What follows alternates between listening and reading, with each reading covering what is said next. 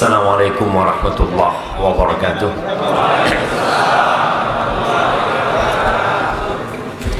Alhamdulillah alladzi bi ni'matihi tatimmu salihah. Segala puji bagi Allah Jalla Jalaluh yang karena nikmatnya kebaikan-kebaikan jadi sempurna. Di antara nikmat agung yang Allah berikan kepada kita,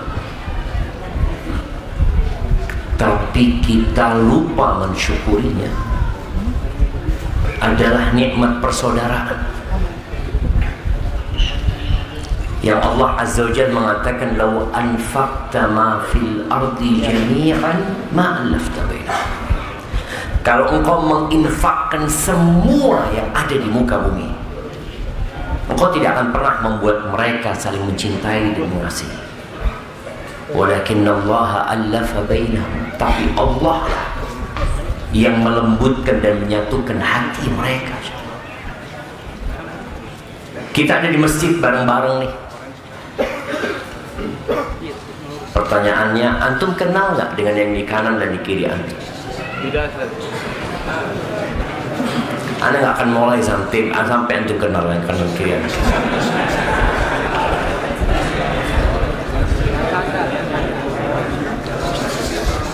Udah kenal sama yang di kanan kiri? Oh udah, masya Allah, ahlan wa sahlan. Barakallah. Kenal bener loh jamaah. Soalnya tadi ada yang terganggu dengan hadirnya dari luar itu, membuat sempit tempat ini. Padahal kita sama-sama saudara. Seharusnya ketika antum melihat saudara antum butuh tempat, antum kasih. Allah Azza wa Jalla mengatakan, "Ya ayyuhalladzina amanu," wahai orang-orang yang beriman, "Idza qila lakum tafassahu fil majalis fafsahu yafsahillahu lakum." Apabila dikatakan kepada kalian luaskan tempatnya, berikan tempat buat yang lain, maka kalian kasih tempat itu, Allah akan luaskan buat kalian. Jadi yang saat ini merasa kesempitan, yang awalnya dia bisa selonjoran, sekarang lutut berjumpa dengan lutut, sebagian lutut naik ke paha saudara.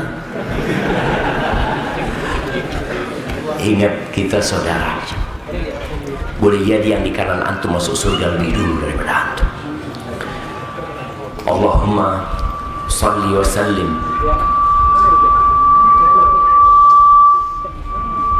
ala abdika wa rasulika sayyidina wa maulana wa syafi'ina Muhammad.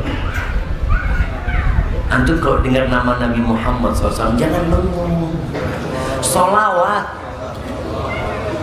Al-bakhil, orang yang bakhil, kata Nabi alaihi salatu wassalam, adalah yang nama Nabi disebut lalu dia nggak bersalawat kepada Nabi alaihi salatu wassalam. Kita ini mengaku ahlus sunnah wal jamaah. Bukti ahlus sunnah wal jamaah, dia cinta sama Rasul sallallahu alaihi wasallam.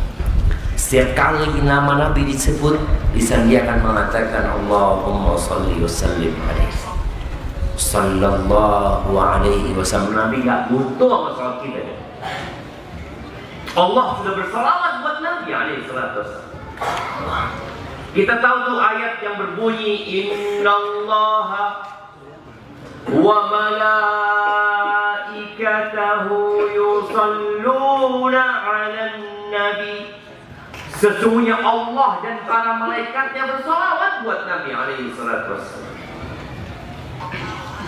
Terus apa yang dibutuhkan salawat dari kita, makhluk yang penuh dengan nista dan dosa? Allah ingin kasih kita karunia. Allah panggil kita, ya ayyuhalladzina amanu sallu alaihi wa sallimu taslima. Kalian yang beriman, bersalawatlah dan bersalamlah untuk Nabi alaihi salatu wassalam. Semoga salat itu bersambung untuk keluarga beliau, untuk istri-istri beliau, untuk putra-putri beliau, dan untuk seluruh sahabat Nabi. Dan semoga Allah meridai kita bersama mereka. Amma ba'd, jamaah rahimakumullah. Sejatinya badai itu pasti berlalu. Tapi terkadang datang lagi dengan bentuk yang berbeda. Kita yakin fa inna ma'al usri yusra, sesungguhnya bersama kesulitan itu ada kemudahan. Bersama, bareng ya, inna ma'al usri yusra. Dua kali diulangi sama Allah Azza wa Jalla untuk menegaskan dan meyakinkan siapa saja yang saat ini sedang dalam musibah, kesulitan ekonomi, masalah di keluarga, masalah di kerjaan, urusan sama mertua yang tak habis-habis, mertua menghadapi menantu yang kurang berbakti. Ketahuilah bersama kesulitan kita. Tapi mungkin hari ini antum tersenyum, besok antum menangis. Berapa banyak hari ini yang dilahirkan di muka bumi ini, dan juga berapa banyak yang hari ini dikuburkan di dalam perut bumi. Anda ingin mengajak semua yang hadir di sini untuk memahami hakikat kehidupan. Bumi ini tempatnya balas. Bumi ini tempatnya ujian. Tidak ada seorang pun yang kekal di muka bumi ini.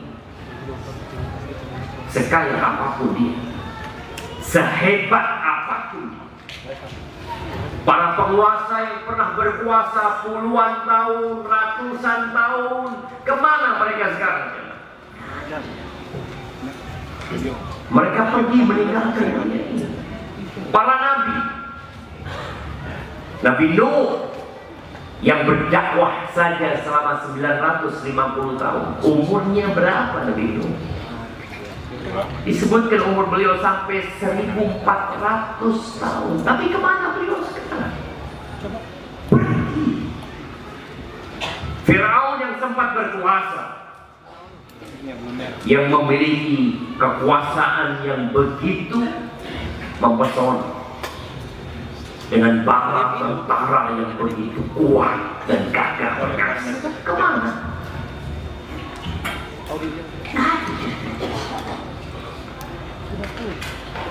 Allah Azza wa Jalla menjadikan kehidupan di muka bumi ini sebagai ujian, bala. Kita tahu yang hafal surat Al-Mulk, dalam Al-Quran itu ada satu surat yang terdiri dari 30 ayat. Barang siapa yang membacanya setiap hari, setiap malam khususnya, maka insya Allah dia akan diselamatkan dari azab kubur. Surat itu surat Al-Mulk. Tabarakalladzi biyadihil mulk. Maha berkah Allah, maha baik Allah, yang di tangannya kepemilikan kerajaan. Kita nggak punya apa-apa. Presiden punya apa? Nggak punya apa-apa. Kita lihat bentar lagi presiden akan lengser, digantikan dengan presiden terpilih. Presiden terpilih akan lengser, digantikan oleh presiden yang lain. Kita punya gubernur, kita punya gubernur enggak? Masih ada gubernur, bukan sedang pemilihan.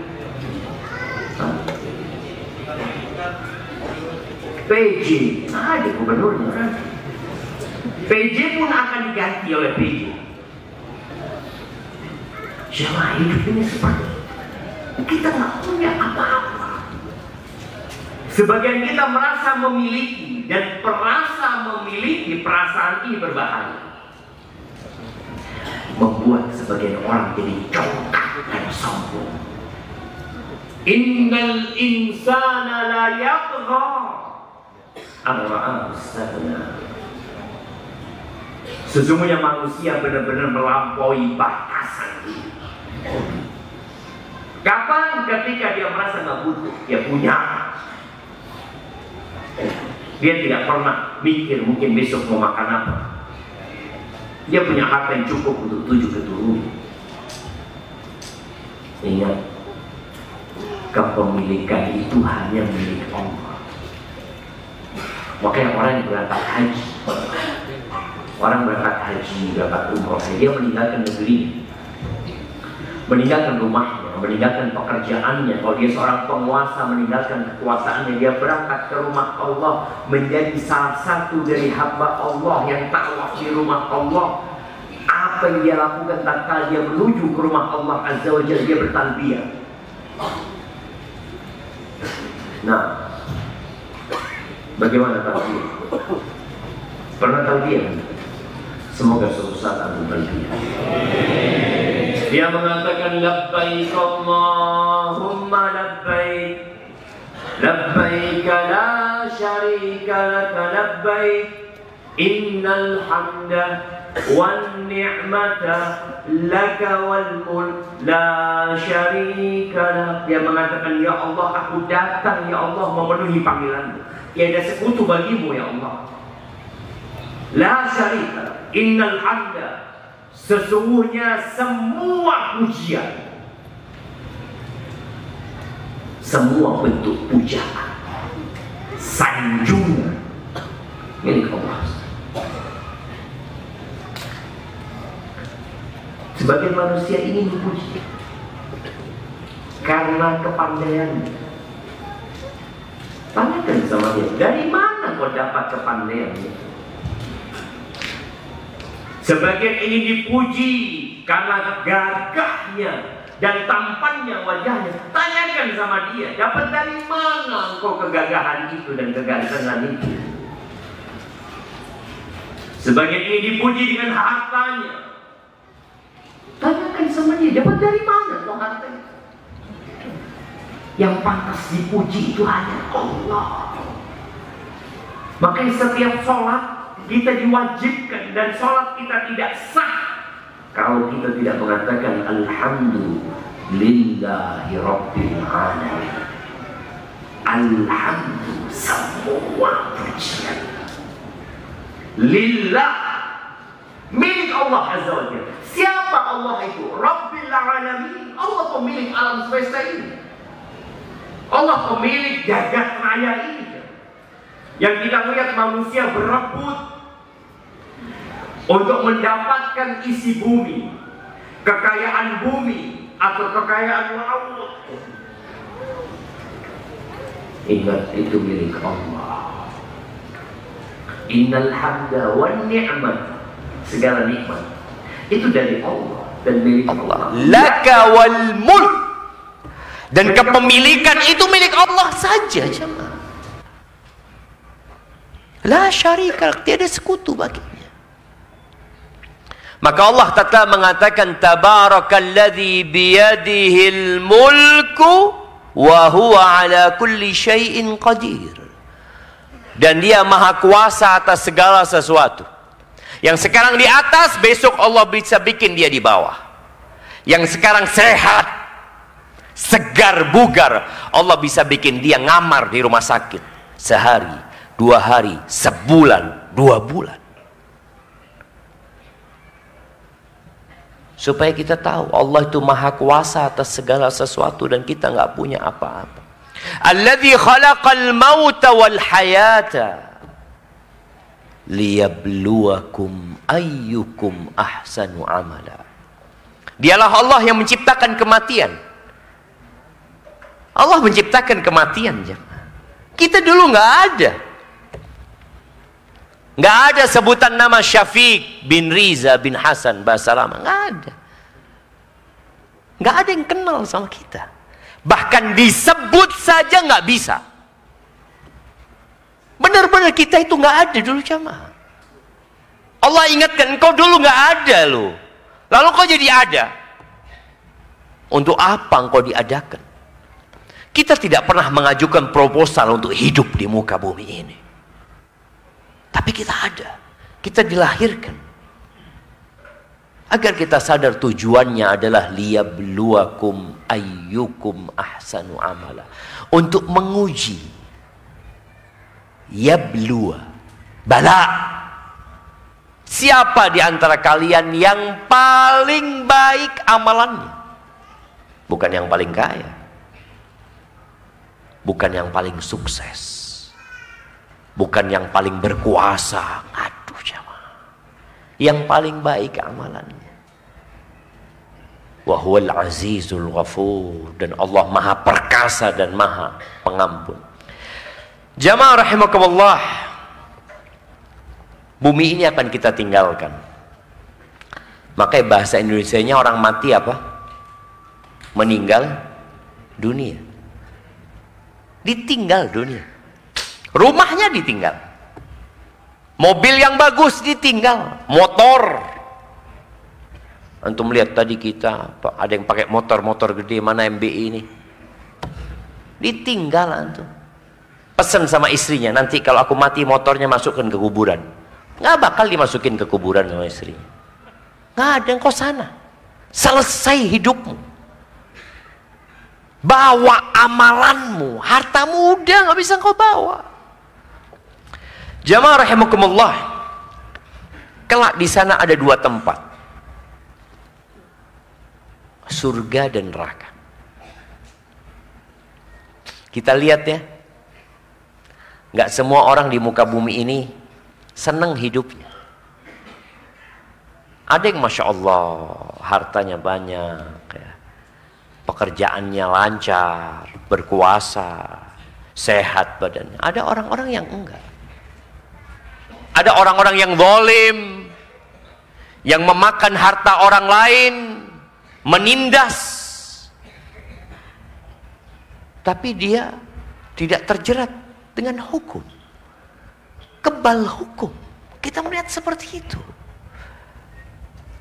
Apakah kemudian ketika mati selesai kehidupan ini? Enggak. Allah akan bangkitkan manusia. Makanya Allah berikan bala, Allah kirimkan badai kepada manusia agar tampak siapa yang benar-benar beriman, siapa yang pantas masuk surga dan siapa yang enggak pantas masuk surga. Allah Azza wa Jalla berfirman di surat Al-Ankabut ayat 2 dan 3. Allah mengatakan ahasiban nas ayyutraku an yaqulu amanna wa hum la yuftanun. Apakah manusia mengira dengan mereka mengatakan kami beriman, saya muslim, saya hijrah, saya mau jadi lebih baik, lalu mereka tidak dikasih fitnah, tidak dikirimkan badai kepada mereka, tidak dikirimkan ujian kepada mereka? Nggak kayak gitu jamaah. Nih kita semua kelihatan orang-orang soleh semua, tapi ketika Allah turunkan bala, baru akan kelihatan mana yang benar-benar beriman, mana yang pura-pura beriman. Walaqad fatanna alladhina min qablihim fala ya'lamanna Allahu alladhina sadaqu wa la ya'lamanna al-kadhibin. Kata Allah, kami benar-benar telah memberikan fitnah, memberikan bala, memberikan ujian kepada orang-orang sebelum mereka agar tampak mana yang beriman dan mana yang pura-pura beriman. Jamaah rahimakumullah. Rasulullah SAW dan para sahabatnya melewati badai yang silih berganti. 13 tahun di kota Mekah. Bilal disiksa jamaah. Apa sih salahnya Bilal? Dia cuma mengatakan ahadun ahad. Kenapa Allah tidak selamatkan Bilal? tetap disiksa sampai akhirnya dibeli oleh Abu Bakar Siddiq. Keluarganya Ammar bin Yasir, sampai Sumayyah dibunuh. Nabi alaihissalatu wassalam mengatakan, sabran ala Yasir, sabar keluarga Yasir, sabar, tempat kalian di surga. Gimana Ammar melihat ibundanya ditusuk di kemaluannya sampai tewas, bapaknya ditarik dengan kuda sampai terlepas tangan dan kakinya. Allah kasih itu ujian jemaah, agar terlihat siapa yang benar-benar beriman dan siapa yang pura-pura beriman. Diperintahkan hijrah ke kota Madinah, hijrah para sahabat. Apakah sampai Madinah kehidupan mereka semakin nyaman? Tidak. Ya, secara agama mereka semakin dekat sama Allah. Tapi secara dunia hancur dunia mereka. Ahibati fillah, di surat Ali Imran ayat 179 Allah mengatakan, ma kana Allah liyadharal mu'minina ala ma antum alaih. Sekali-kali Allah itu tidak akan membiarkan orang-orang beriman dalam keadaan kalian bercampur seperti ini, nggak kelihatan mana yang benar-benar beriman, mana yang pura-pura beriman. Enggak, Allah nggak akan biarkan. Kata Allah, hatta yamizal khabitha minat thayyib, sampai Allah memisahkan mana yang busuk dan mana yang baik. Loh, bagaimana akan nampak yang busuk dan yang baik kalau tidak ada badai? Harus ada badai dulu, sama. Antum akan tahu mana kawan dan lawan. Ketika antum senang, semuanya datang kepada antum. Ada gula, ada semut. Tapi ketika Allah berturunkan badai, Allah berikan bala kepada antum, antum akan tahu, oh ternyata fulan selama ini serigala berbulu domba. Antum akan tahu. Ahibati fillah, di antara bentuk badai yang akan menimpa kita, yang Allah sudah sebutkan dalam Al-Quran. Al-Quran ini kitab pedoman hidup, sehingga kita akan tahu, oh ini cobaan buat aku, oh ini badai buat aku sekarang. Dan ada orang tadi yang bertubi-tubi ujian buat dia. Di surat Al-Baqarah ayat 154 sampai 156 Allah mengatakan, wala nabluwannakum bisyai'in minal khawf wal ju' wa naqsin minal amwali wal anfusi wath thamarat wa basyiris sabirin. Kami benar-benar akan memberikan bala kepada kalian. Ya, bentuk bala itu ada rasa takut. Takut dengan masa depan. Takut di PHK. Takut penyakit. Takut. Bagaimana orang sekarang ini jamaah, mau makan takut. Yang lihat ada kerang, ada cumi, ada lobster, ada kepiting. Dia ngomong, astagfirullah, ana mau nasi sama telur putih. Takut dia, enggak, sudah takut. Takut kolesterol, takut asam urat. Itu ujian. Allah kasih bala itu. Sebagian nggak merasa. Allah berikan harta yang berlimpah ruah, tapi dia tidak bisa makan yang enak. Tapi ada lagi yang ujiannya walju, kelaparan. Ada yang diuji rasa takut dan kelaparan. saudara-saudara kita di Gaza. Apa yang antum lakukan buat mereka coba? Allah berikan ujian kepada mereka yang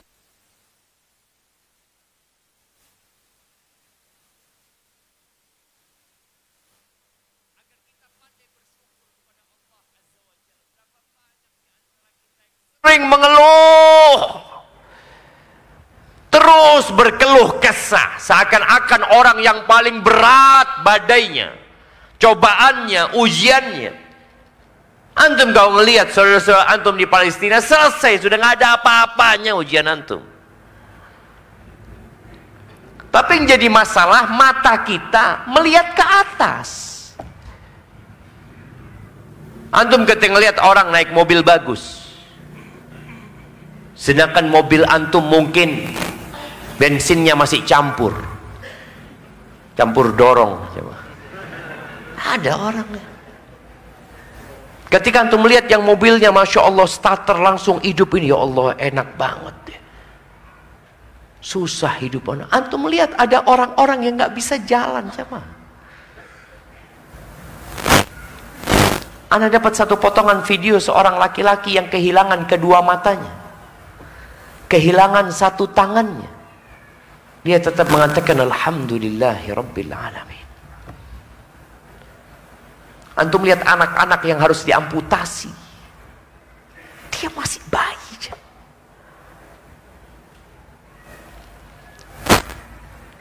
Dan Allah memberikan bala karena memang kehidupan dunia ini darul bala.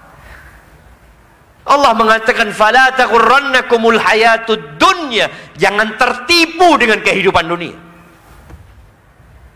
Kita melihat kemewahan, kita melihat kenyamanan, jangan tertipu. Ini negeri-negeri bala dan ujian. Wa naqsin minal amwal, kekurangan harta, itu bala dari Allah. Wal anfusi wath thamarat, kekurangan orang-orang yang dia cintai. Mati orang tuanya, mati anaknya, mati pasangan hidupnya, gagal panen, usahanya hancur. Lalu Allah katakan wabasyiris sabirin, berikan kabar gembira kepada orang-orang yang bersabar. Ahibati fillah, surga Allah itu mahal.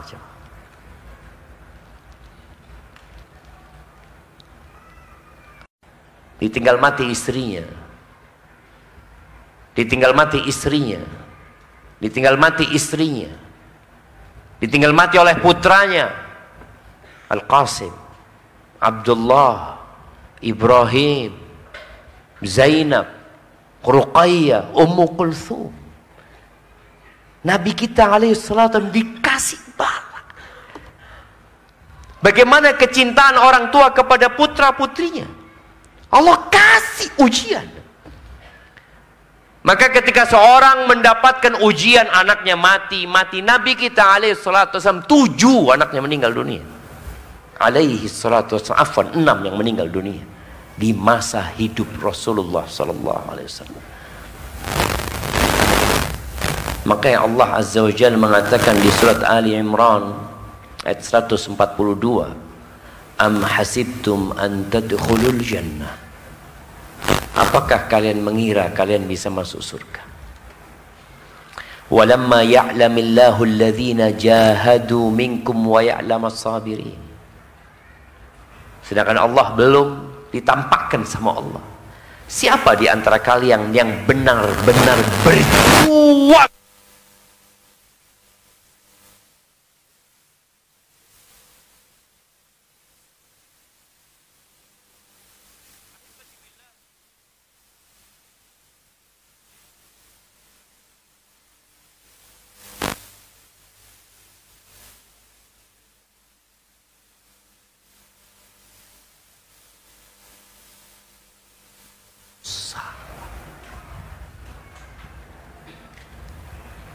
Sebagian kita ketika mendapatkan musibah, cobaan, ya ana sedang diuji sama Allah Azza wa Jal. Tahu dari mana engkau sedang diuji? Boleh jadi engkau sedang dihukum sama Allah Azza wa Jalla. Musibah yang menimpamu sekarang, petaka yang engkau harus menghadapinya, kesulitan-kesulitan, kesusahan-kesusahan, baik di dunia kerja, di keluarga, di anak, dimanapun, di fisikmu, boleh jadi itu karena dosa-dosamu. Jadi ada yang badai datang karena dosa,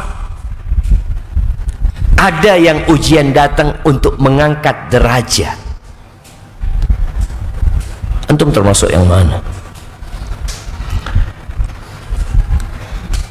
Allah Azza wa Jalla mengatakan di surat An-Nisa ayat 79, wa ma asabaka min sayyi'atin famin nafsik. Keburukan-keburukan yang menimpamu itu dari dirimu sendiri. Kita sering nyalahkan orang lain, gara-gara fulan, gara-gara alan, lupa kalau engkau penyebabnya. Sebagian kita sok suci, ketika ada masalah, orang lain yang menjadi penyebab masalahnya. Allah Azza wa Jalla berfirman di surat Asy-Syura ayat 30, wa ma asabakum min musibatin fabima kasabat aydikum. Tidaklah musibah menimpa kalian melainkan disebabkan perbuatan kalian, disebabkan dosa-dosa kalian. Wa ya'fu an katsir, dan banyak yang dimaafkan sama Allah Subhanahu wa ta'ala. Dan kalau bicara hukuman dari Allah Subhanahu wa ta'ala, hukuman itu macam-macam jemaah. Ada hukumannya yang berupa musibah fisik, nampak, bangkrut, gagal panen, mobilnya rusak, pulang dari kajian motornya hilang. Mungkin nggak jemaah? Mungkin nggak antum? Pulang, ya Allah, hilang motor anak sedang diuji sama Allah. Boleh jadi hukuman dari Allah SWT. Sandalnya nggak ketemu, HP-nya wallahu a'lam. Hukuman itu bisa jadi bentuknya fisik, dan subhanallah boleh jadi psikis. Hukuman dari Allah itu, antum nggak bisa hadir kajian, nggak bisa baca Quran. Kenapa orang-orang bisa baca Quran? Aku nggak bisa baca Quran. Mereka bisa 1 juz sehari, aku nggak bisa. Ini emak-emak ya, coba tanyakan kepada dirinya, apalagi emak-emak yang punya pembantu di rumahnya, yang kerjaan semua sudah dikerjakan sama orang lain, sedangkan ada tetangga yang tidak punya pembantu bisa khatam 1 hari 1 juz. Kenapa dia nggak bisa gitu loh? Boleh jadi dihukum sama Allah Azza wa Jalla. Kenapa orang bisa sholat duha, aku nggak bisa sholat duha? Kenapa orang bisa sholat malam, aku nggak bisa sholat malam? Kenapa orang bisa puasa Senin Kemis, aku nggak bisa puasa Senin Kemis? Kenapa? Ada apa sebenarnya? Kalau bicara waktu, mungkin kita berpikir, oh, anak waktunya lebih luang, anak bos.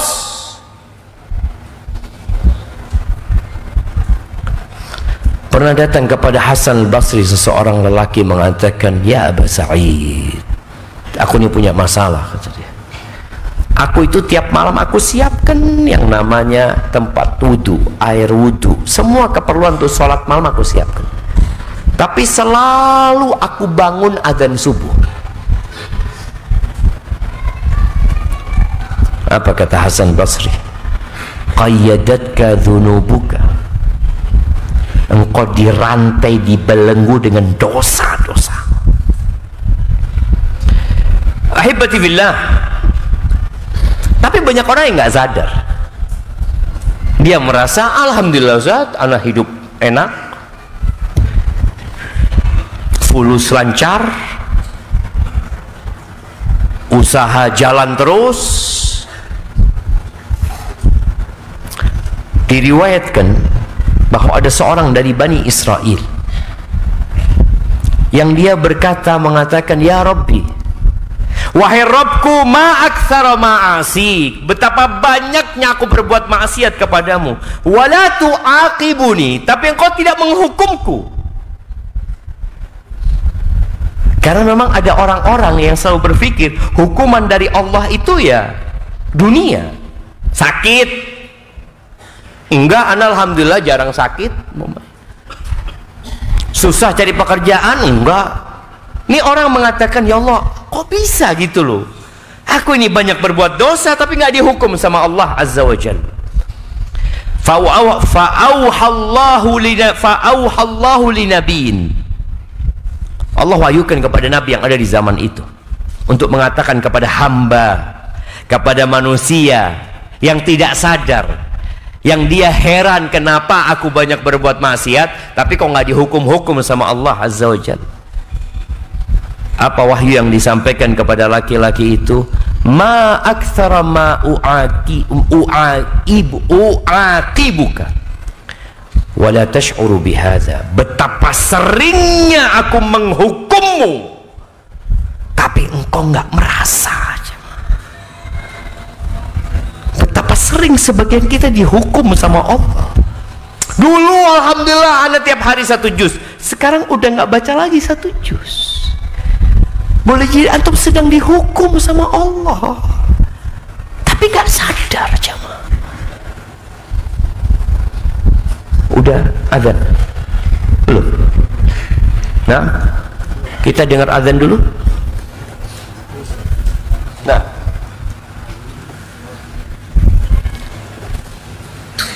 mana muadzin? Tafadhal.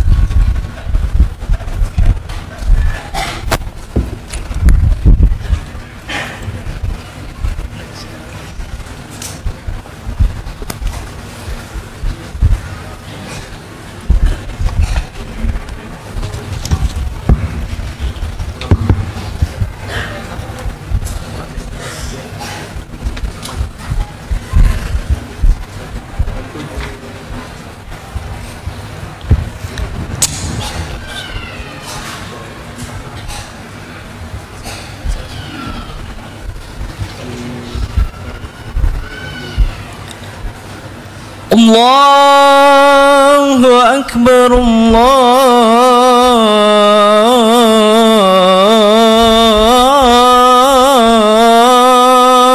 Akbar,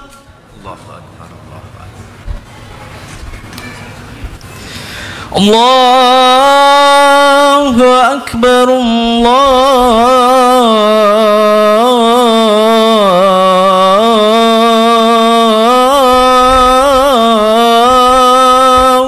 Akbar,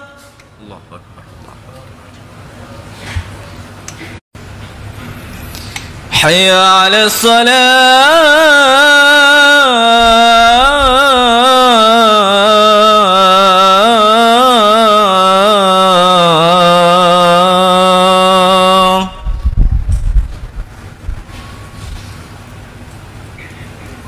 حي على الفلاح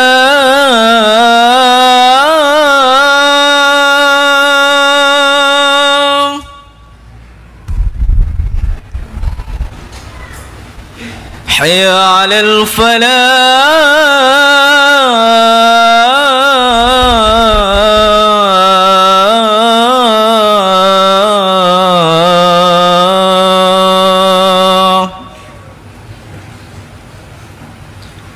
الله أكبر،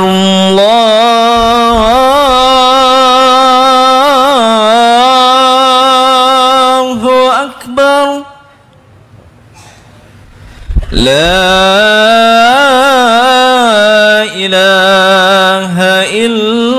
Allah.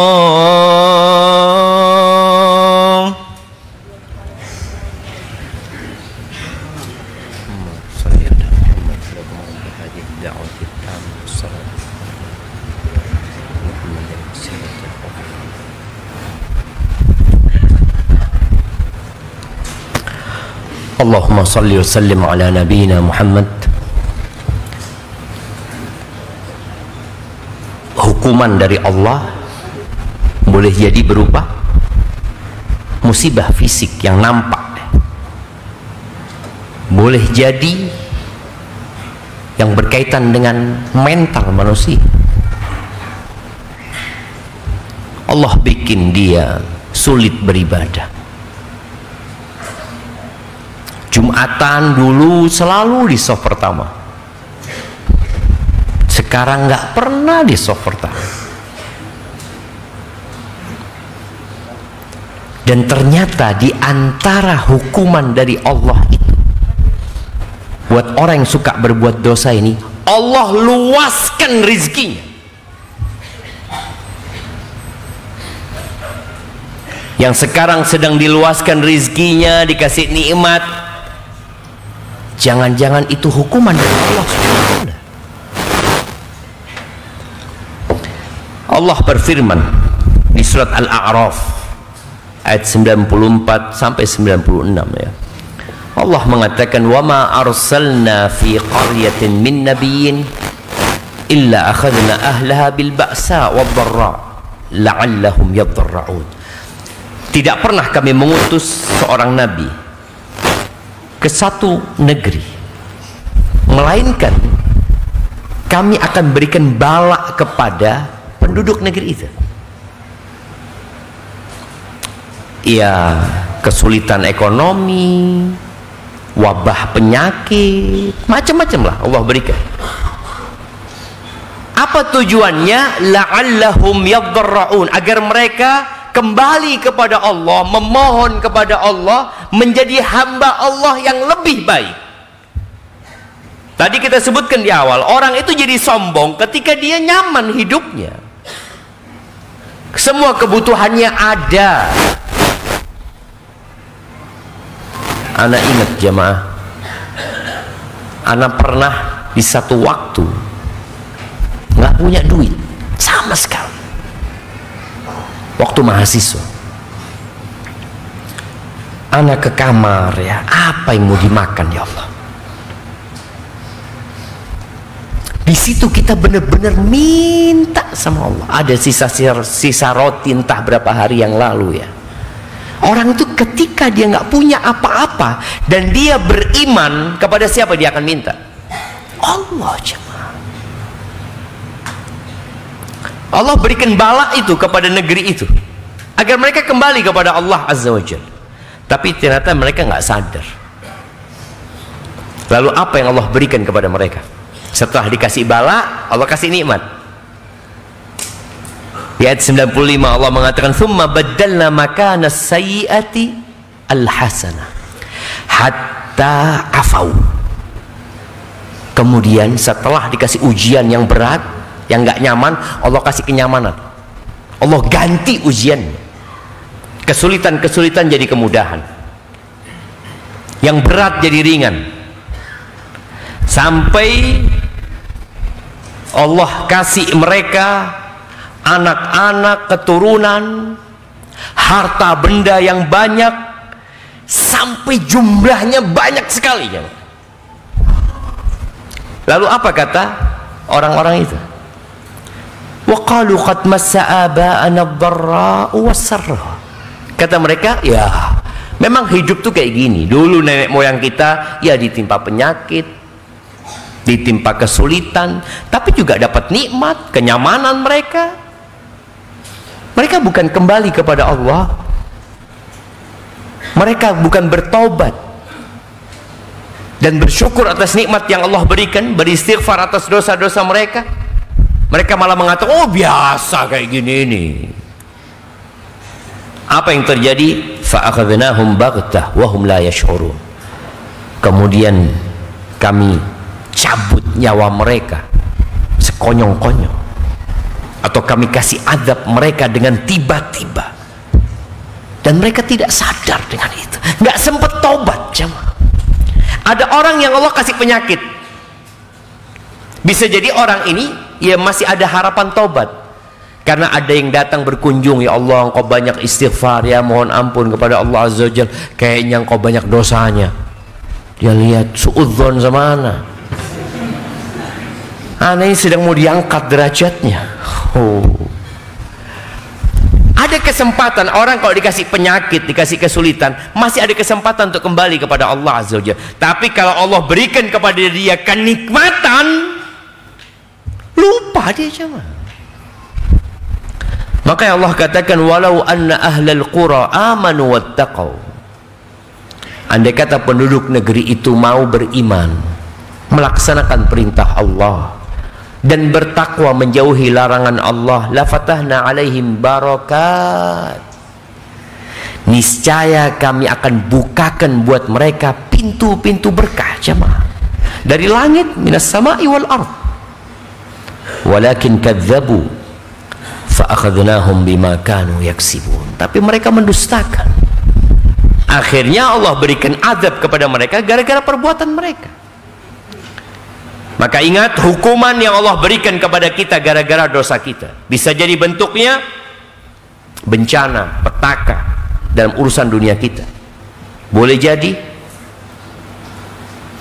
urusan hati yang ditutup, dosa melahirkan dosa. Dan boleh jadi yang ketiga apa? Diluaskan rizkinya.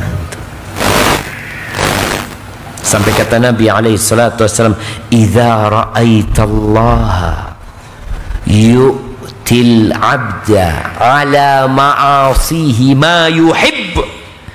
Kalau engkau melihat ya, Allah melimpahkan rizki kepada seseorang, padahal orang ini berbuat maksiat, yang dia inginkan dia kasih sama Allah SWT. Yang akhirnya sebagian orang kan berpikir kan, aku ini tiap hari sholat 5 waktu di masjid, aku sholat duha, tapi nggak kaya-kaya. Hada fulan jarang sholat kaya. Antum kemudian mau berubah jadi fulan, kayaknya anak kayak fulan aja, mungkin bisa kaya anak kalau nggak sholat. Dan itu bala, itu ujian juga. Berapa banyak orang yang sudah hijrah kemudian dia balik asal lagi, karena dia melihat, loh aku ini kok hijrah tapi badai terus datang Ustaz.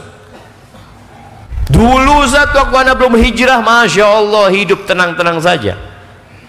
Maka kata Nabi SAW, kalau engkau melihat Allah memberikan nikmat kepada hamba yang dia inginkan dikasih sama Allah, yang dia cita-citakan diberikan, padahal dia berbuat maksiat, fa'lam annahu istidraj.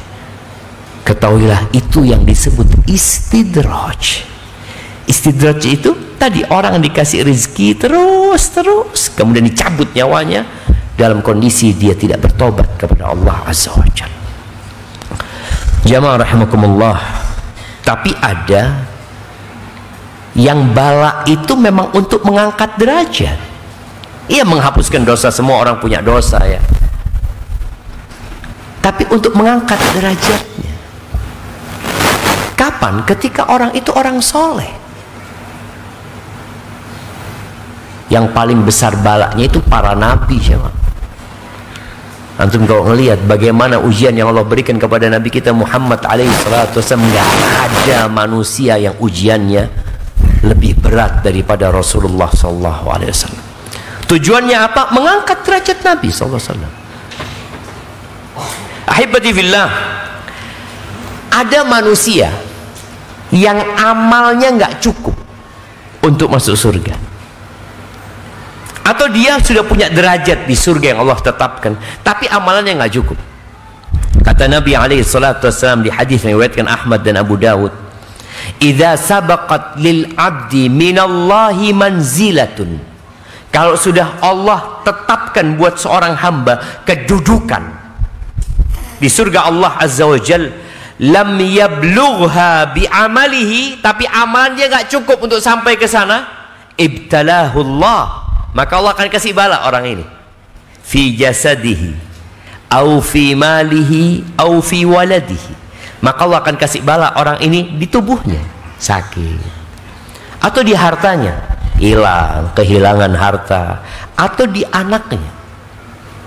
Thumma sabbarahu, lalu Allah bikin orang ini bersabar, dikasih bala, dikasih sabar sama Allah Azza wa Jalla, hatta yuballighahu al-manzilata allati sabaqat lahu minhu, agar dia bisa sampai kedudukan yang Allah sudah tetapkan buat dia. Maka buat teman-teman yang mungkin merasa ya badai itu berlalu lalang, engkau introspeksi diri, mohon ampun sama Allah, bertobat kepada Allah Azza wa Jalla. Yang kedua, berdoa. Kalau mungkin bukan karena dosa-dosamu, boleh jadi karena memang Allah enggak mengangkat derajatmu, maka berdoalah, minta dikasih kesabaran sama Allah Subhanahu wa taala.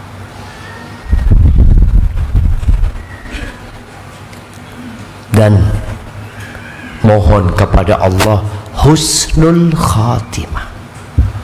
Kenapa? Innamal a'malu bil khawatim. Amalan itu tergantung penutupnya, jemaah. Ada orang yang Masya Allah sekarang semangat beribadah, tambah umur, tambah umur, tambah umur, tambah jauh dari masjid, tambah jauh dari masjid. Allah kasih kekayaan sama dia, yang menjadi standar dia orang baik atau tidak ketika dia mati. Makanya Allah Azza wa Jalla mengatakan, ya ayyuhalladzina amanu taqullaha haqqa tuqatih wa la tamutunna illa wa antum muslimun. Wahai orang-orang beriman, bertakwalah kepada Allah dengan sebenar-benarnya takwa, dan janganlah kalian mati kecuali dalam kondisi Islam. Kalau antum merasa ya Allah berat banget ujiannya Ustaz, antum harus yakin bahwa badai yang Allah kirimkan buat antum itu sudah ditakar sesuai dengan kemampuan antum. La yukallifullahu nafsan illa wus'aha. Allah tidak membebani hamba di luar batas kemampuan dia. Kadang-kadang seorang hamba, Ustaz dulu waktu anak belum hijrah ujian anak nggak seberat ini. Iya, kalau antum dikasih ujian ini sebelum hijrah, antum mungkin nggak mampu. Maka setelah hijrah Allah kasih dan antum mampu menghadapinya. Maka ketika antum berpikir kenapa dulu enggak, antum nggak mampu dulu. Yubtala rajul ala qadri imani. Sesuai dengan kadar keimanan itu Allah berikan bala. Dan hidup ini ujian, jamaah. Orang-orang yang bersabar, wabasyiris sabirin, berikan kabar gembira kepada orang-orang yang sabar. Alladzina idza asabathum musibah qalu inna lillahi wa inna ilaihi raji'un. Nah, orang-orang sabar itu yang kalau kena musibah dia langsung kembali kepada Allah. Inna lillah, sesungguhnya kami milik Allah dan kami akan kembali kepada Allah Azza wa Jalla. Ulaika alaihim salawatum min rabbihim wa rahmah wa ulaika humul muhtadun. Itu orang-orang yang sabar, mereka akan mendapatkan salawat dari Allah, mendapatkan kasih sayang dari Allah, dan mereka lah orang-orang yang mendapatkan petunjuk. Jamaah rahimakumullah, ana mau kasih hadiah yang bisa jawab.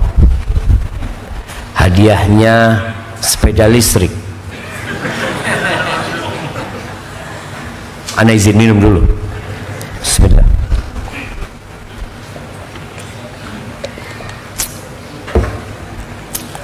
Pertanyaannya, sebutkan 9 istri Nabi Muhammad SAW yang ketika beliau meninggal dunia 9 itu hidup. Nah, jamaah, sepeda listrik, motor listrik. Nah, Masya Allah, fadl, Ustadz yang jawab. Nah, tafadhal Ustaz. Aisyah binti Abu Bakar. Zainab bintu Jahash. Sumayyah. Bukanlah. Safiyah binti Huyai. Kalau 3 dapat rodanya aja.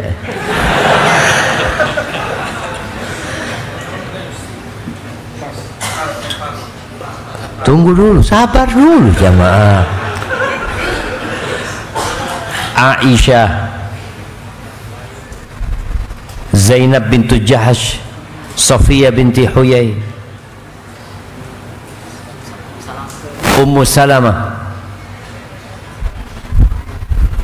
Salamah binti Abi Umayyah.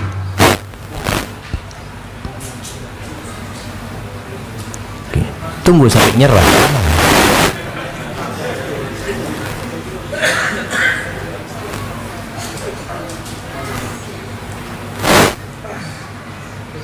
Nyerah enggak? Safiyah. Udah Safiyah. Hafsah binti Umar. Nah, baru 5.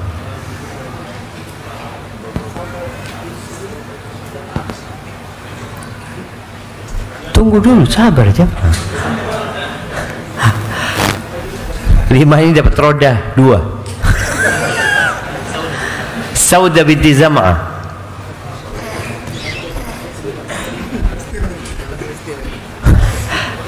6 sama setirnya.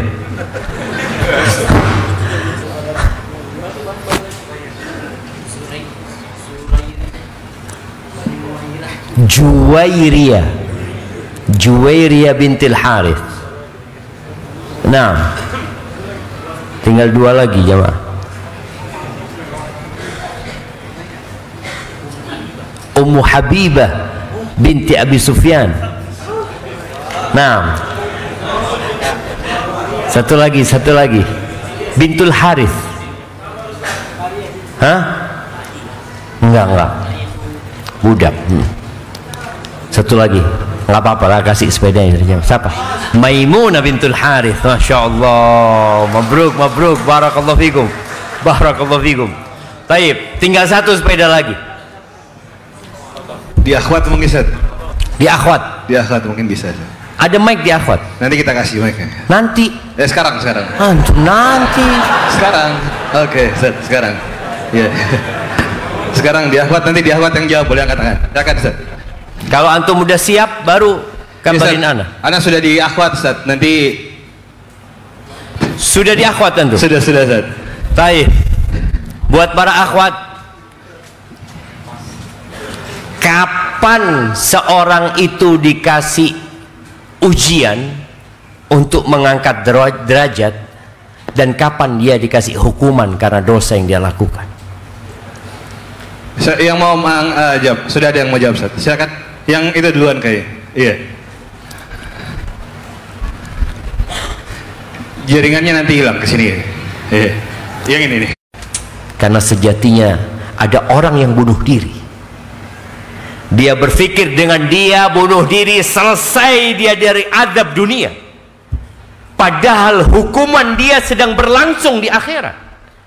Dengan alat dia bunuh diri, dia terus, kalau dia potong tangannya, dia akan terus memotong tangannya sampai hari kiamat di jamaah. Dia akan masuk neraka nanti. Orang berpikirkan dengan bunuh diri selesai ujiannya. Enggak.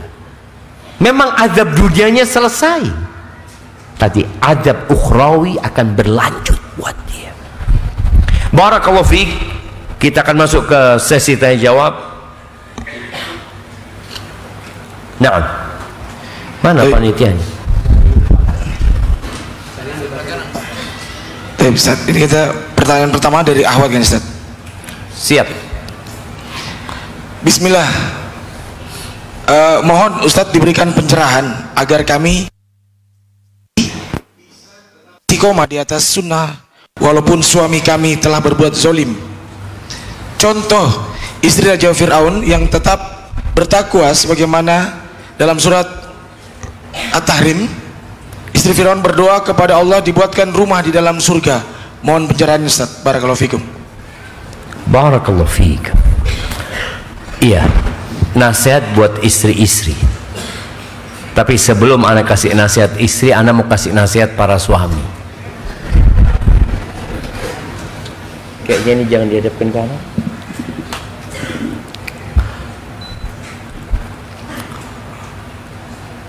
Sebagian laki-laki itu menjadi sosok yang terhormat di hadapan kawan-kawannya, di tempat kerjanya, di masyarakat. Kata Nabi alaihi salatu wassalam, khairukum khairukum li ahli. Orang yang terbaik di antara kalian adalah yang paling baik sama keluarganya, sama istrinya. Rasulullah sallallahu alaihi wasallam, beliau itu imamul muslimin. Kita tuh ngambil istri-istri kita dari orang tua mereka hanya dengan mahar berapa yang kita berikan. Kita katakan qabiltu nikah wa tazwijah bil mahril madhkur, padahal kita tidak pernah punya peran dalam kelahiran dia. Bagaimana tatkala dia kecil dirawat oleh orang tuanya, dididik, disekolahkan, disayangi. Tahu-tahu tatkala menikah dengan kita, kita bolimin dia.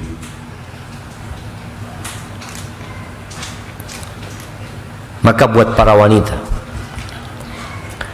yang merasa suaminya zalim, yang pertama, hendaklah engkau melihat kepada kelebihan suamimu, karena insya Allah suamimu tidak sejahat Fir'aun. Iya, kalau tadi contohnya Fir'aun ya, iya, suamimu tidak sejahat Fir'aun. Fir'aun mengaku Tuhan, suamimu tidak. Fir'aun melampaui batas, dia menyembelih bayi-bayi laki-laki yang lahir dari Bani Israel dan memperbudak wanita-wanitanya. Udah jangan ditanya tentang Fir'aun. Maka engkau melihat kepada kelebihan suamimu, karena banyak wanita itu lupa dengan kelebihan suaminya, fokus dengan kekurangannya. Yang kedua, kalau benar suamimu zalim, coba engkau introspeksi diri. Ketika engkau menikah, kenapa engkau mau sama laki-laki ini? Boleh jadi engkau tidak memandang kepada akhlak dan agamanya. Engkau hanya memandang kepada hartanya dahulu, ketampanannya, jabatannya. Akhirnya Allah kasih hukuman kepada kita, dikasih suami yang zalim tadi. Ketika engkau sudah introspeksi diri, perbanyak istighfar. Yang ketiga, jadilah engkau lebih baik lagi untuk suamimu. Terus terang jemaah, ana melihat banyak istri, ya ana nggak tahu, mungkin kalau ana salah dibetulkan. Banyak istri yang dia kurang melayani suami. Dia bersolek bukan untuk suaminya. Dia berias ya. Ya Allah, perempuan itu kalau keluar rumah cantik-cantik ya. Betul bapak-bapak?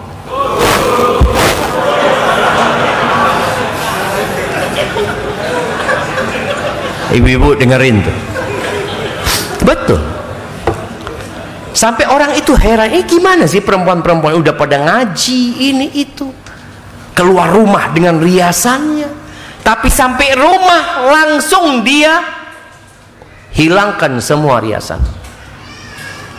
Maka tolong buat para wanita yang tadi suaminya mungkin dikatakan zalim, cobalah engkau memberikan pelayanan yang lebih kepada suamimu.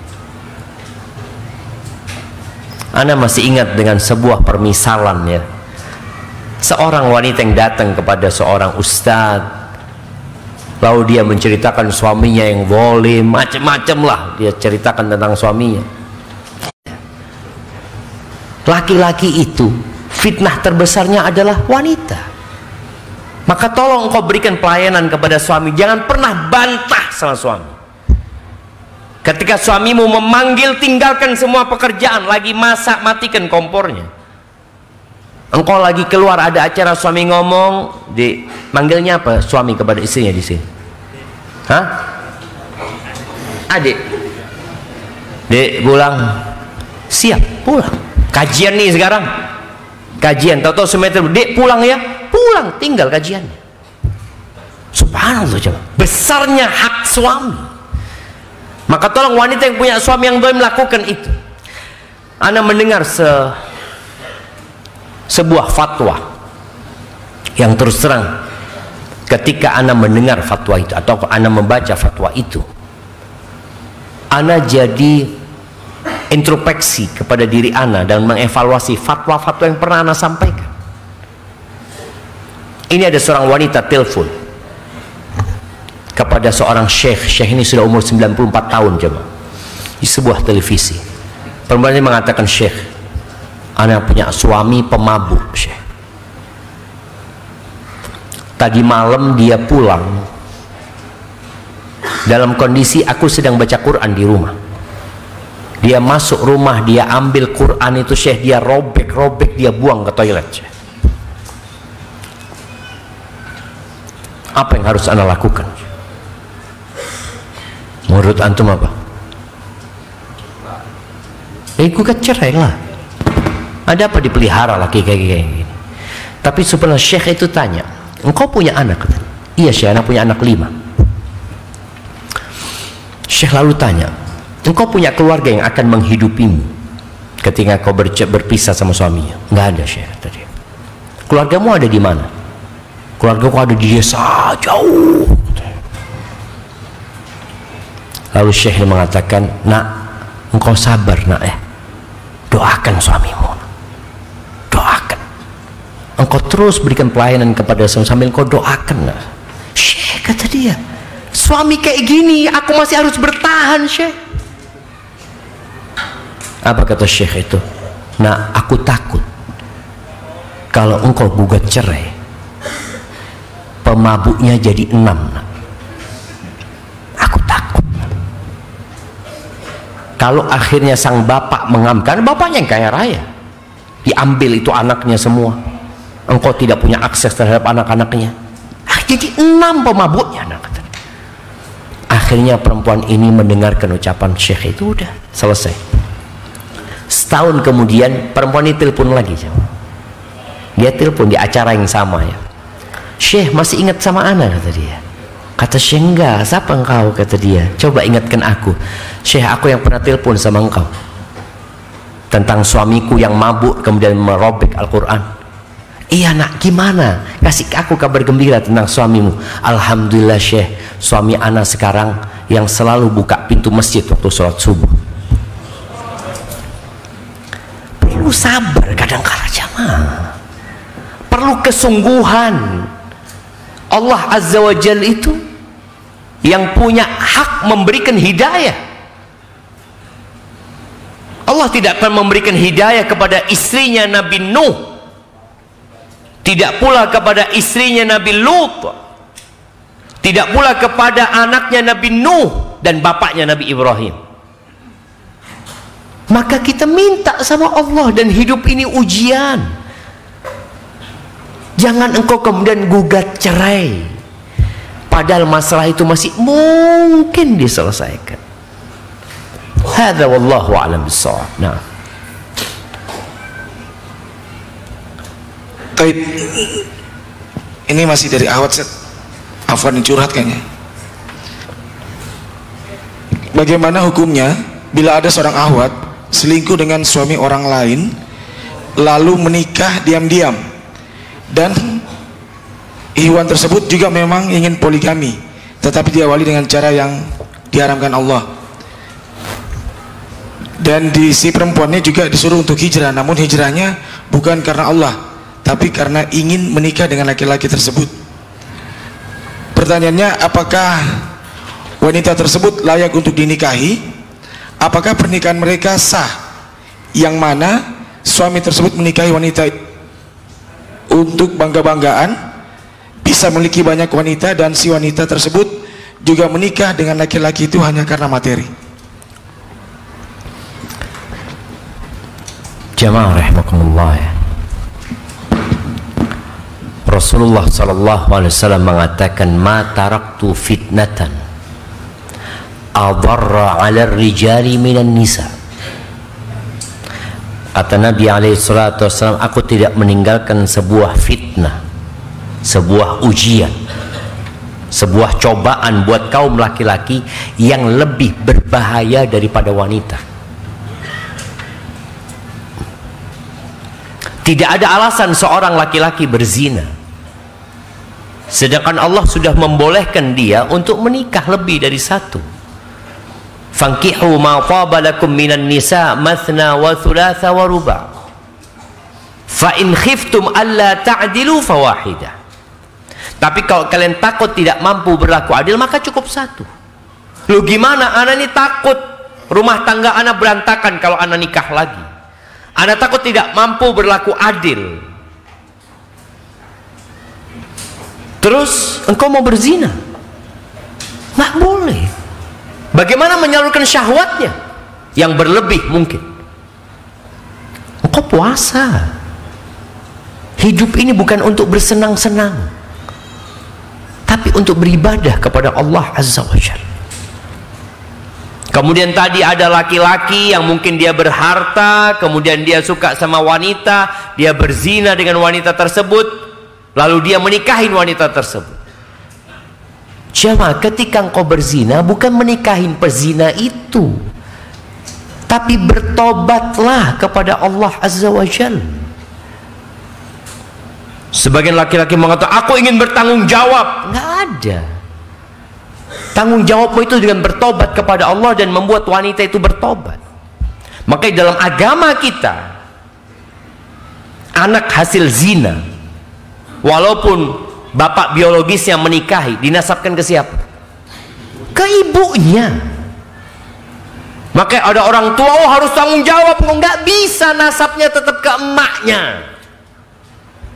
Nggak ada cerita tanggung jawab. Yang ada cerita bertobat kepada Allah Azza wa Jalla. Kalau kemudian perempuan itu bertobat kepada Allah Azza wa Jalla dengan taubatan nasuha, lalu engkau juga bertobat kepada Allah, lalu engkau ingin menikahinya, silahkan. Tapi kalau sebagian laki-laki kita ngelihat, enggak, dia mengatakan, ya Allah, daripada berzina terus ahsan nikah, tetap engkau dihitung berzina lagi nantinya ketika engkau nggak bertobat kepada Allah. Makanya sebagian mazhab berpendapat nggak sah pernikahan pezina dengan pezina. Seharusnya dia bertobat baru menikah. Terus kalau bertanya apakah layak perempuan itu dinikahin? Dinikahin oleh siapa? Oleh suamimu. Yang suamimu bukan orang baik-baik, ya pantas dapat orang yang bukan baik-baik juga. Tadi kan suami yang berzina ini menikah dengan wanita berzina itu, ya memang pantas pezina dapat pezina. Oh, perempuan itu hanya ingin harta? Iya, karena suamimu hanya ingin kenikmatan dan kelezatan dengan perempuan itu. Dia bukan untuk beribadah kepada Allah Azza wa Jalla. Kalau dikatakan pantas, pantas sekali. Nggak pantas kalau suamimu itu dapat wanita baik-baik. Tapi kalau suamimu orang yang soleh, yang bertobat kepada Allah, nggak pantas dapat wanita pezina yang hanya ingin harta. Dan buat para istri yang mendapatkan suami mungkin seperti itu, bersabar engkau. Perceraian itu terkadang hanya membuat iblis berbahagia. Kadangkala sang istri melihat suaminya kayak gitu, dia gugat cerai, siapa yang senang? Siapa yang senang jemaah? Iblis. Siapa yang susah? Engkau susah. Orang tuamu susah, anak-anakmu susah, yang senang iblis dan boleh jadi perempuan nakal itu. Maka jangan. Engkau bersabarlah. Kalau memang suamimu tadi akhirnya menikahin wanita yang nggak baik-baik itu, bagaimana engkau mengajak suamimu untuk jadi laki-laki yang baik-baik? Nanti dia akan sadar kalau ternyata dia menikahin wanita yang tidak baik-baik. Kalau dia jadi baik, kalau tidak, ya mungkin perceraian menjadi solusi. Tapi jangan terburu-buru untuk gugat cerai, karena Anda melihat memang ada model-model poligami yang tidak sehat, yang dia tadi hanya untuk berbangga-banggaan, padahal dia akan mendapatkan hisab atas apa yang dia perbuat. Jemaah, hadza wallahu a'lam bissawab. Nah, Assalamualaikum Ustaz. Waalaikumsalam. Bagaimana cara menasihati istri yang susah bangun sholat subuh? Alasannya, perbaiki dulu perasaan, tidak lama tidur lagi. Begitu seterusnya sehingga sholatnya sering terlambat. Tunggu, perbaiki perasaan. Bikin enak perasaan dulu Ustaz, setelah bangun tidur maksudnya. Kalau istilah kita di sini kumpul nyawa dulu. Ngumpulin nyawa. Nah, Ustaz. Nggak ngumpul-ngumpul tidur lagi. Iya, subhanallah ya. Ini buat para suami. Kita tahu waktu sholat subuh itu panjang, dari terbit fajar sampai terbit matahari. Apabila sang istri, mungkin antum pas berangkat ke masjid, dia nggak bangun, antum bangunin dia, iya bentar, sudah tafadhol ke masjid gitu kan. Antum ke masjid, habis syuruk antum balik masih tidur dia. Nah, ini bermasalah karena dia sudah meninggalkan sholat sampai keluar waktunya.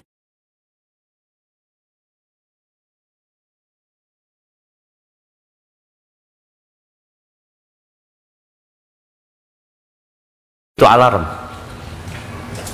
Kita pencet bukan yang stop, apa? Jeda, ntar lagi lah. Jeda sampai azan subuh. Jeda sampai azan subuh. Itu karena dosa-dosa kita. Maka hendaklah tadi mempersiapkan diri, ajak istri memperbanyak istighfar, sampaikan kepada istri tentang fadilah sholat ini ya. Perempuan kalau sholat 5 waktu, puasa Ramadan, taat sama suaminya, menjaga kehormatan dirinya, dikatakan kepada dia, udkhulil jannah min ayyi abwabil jannati syi'ti. Silakan masuk surga dari pintu surga yang mana saja. Barakallahu fikum. Ustaz, ini pertanyaan terakhir Ustaz.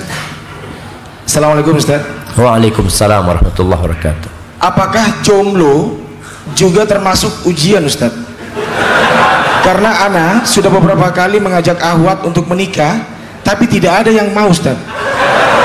Apakah ini ujian atau Allah sedang mengangkat derajat ana Ustaz? Nah, barakallahu fikum. Iya. Kalau bicara jomblo, apa sih hukum nikah sebenarnya? Apa hukum nikah? Nah, wajib, sunnah, makruh, mubah, haram juga. 5 jadinya. Ada orang yang tidak butuh nikah, lebih baik dia nggak nikah, mungkin dia lebih fokus ibadah. Tapi kalau orang butuh nikah. Kalau dikatakan tadi laki-laki ini ingin nikah, buktinya dia butuh nikah, dia ingin nikah, tapi ternyata dia ditolak, sepertinya ada yang salah sama diri dia. Apa yang salah? Mungkin dia melamar, ana rasa dia nggak ngelamar ya, tapi dia ngajak menikah perempuan. Boleh jadi jalurnya nggak sesuai syariat, kayaknya kayak gitu kan, nggak sesuai syariat. Maka tolong kau pelajarin bagaimana cara mendapatkan istri yang sesuai dengan syariat. Kalau sesuai dengan syariat sudah caranya, engkau nadhor, engkau khidbah, ta'aruf yang benar ya. Oh iya, kita bicara yang punya istri. Yang nggak punya istri cari istri, pulang ke istrinya. Kenapa? Fa innal ladzi biha mithl ladzi biha. Ya Allah, betapa indahnya petuah Rasulullah sallallahu alaihi wasallam. Yang ada di perempuan itu sama persis dengan yang ada di istrinya. Sama persis. Cuma kita digodain sama setan. Seakan-akan nih kayaknya modelnya lain nih. Sama aja. Sama persis kata Nabi SAW. Maka bagi para istri, tolong tadi Anda sebutkan, ketika engkau di rumah, jadilah engkau wanita yang cantik, yang enak dipandang. Panggil tuh. Kalau di sini banyak di sini kan rias-rias pengantin, iya, rias artis apa? Mua itu. Ganti rias istri sekarang. Betul. Dan sebagian wanita itu kalau sudah berias, subhanallah, jadi berubah daripada wajah aslinya. Sampai boleh jadi nih suami datang ke rumah ngelihat istrinya, astagfirullah, afwan, siapa ukhti?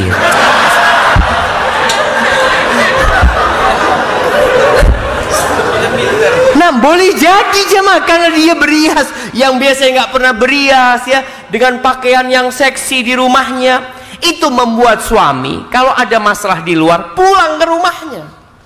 Tapi sebagian laki-laki males pulang ke rumahnya. Betul bapak-bapak? Betul bapak-bapak ini. Karena kalau pulang, lihat ini siapa ini? Padahal istrinya aja. Maka tolong para istri seperti itu, karena sejatinya tadi godaan di luar itu ada banyak godaan di luar. Dan para suami, bagaimana cara kalau istri ini disuruh berias terus jamaah dengan riasan yang moa tadi, mungkin mahal ya. Bisa nggak istri itu pakai filter jamaah? Jadi antum ngelihat istri antum itu pakai filter, lihat, oh jadi kelihatan putih, cantik. Bisa nggak jemaah? Ada nggak kacamata sekarang yang jadi ngelihat istri itu belum ada? Ada jemaah. Ada jemaah. Subhanallah. Namanya antum cari nanti pulang dari sini. Namanya itu ghaddul basar. Tundukkan pandangan antum. Cantik istri antum. Kita nggak nundukkan pandangan di luar. Kita ngelihat sesuatu di handphone kita yang membuat istri kita jadi nggak cantik. Allah mengatakan wa qul lil mu'minin yaghuddu min absarihim. Katakan kepada orang yang beriman itu agar mereka menundukkan pandangan mereka. Wa yahfadhu furujahum, dan menyelamatkan kemaluan mereka. Kalau kita nggak menundukkan pandangan, jadi jelek istri kita. Maka tolong para laki-laki tundukkan pandangan, dan wanita tundukkan pandangan. Dan tadi para wanita usahakan ketika suaminya pulang, engkau cantik dan berikan pelayanan kepada suami. Dan buat jomblo tadi, boleh jadi engkau tidak mendapatkan istri karena dosa-dosa. Mungkin jalannya nggak benar. Atau boleh jadi karena engkau memang tadi cari yang terlalu tinggi, cari janda-janda banyak, banyak janda-janda di sini jemaah. Nah, panitia, panitia nanti antum yang tadi tanya itu datang ke panitia, insyaallah ada stok bang. Nah, ada banyak janda jemaah, insyaallah. Dan tadi antum niatkan ketika menikahi janda membantu janda tersebut ya, membantu anak-anaknya. Hadza wallahu a'lam bishawab. Apabila yang ana sampaikan benar itu dari Allah Jalla Jalaluh, kalau ada yang salah dan kurang berkenan itu dari diri ana pribadi. Allah dan Rasul yang terbebaskan dari kesalahan itu. Tadi yang sholat di luar keluar aja. Subhanakallahumma bihamdika asyhadu an la ilaha illa anta astaghfiruka wa atubu ilaik.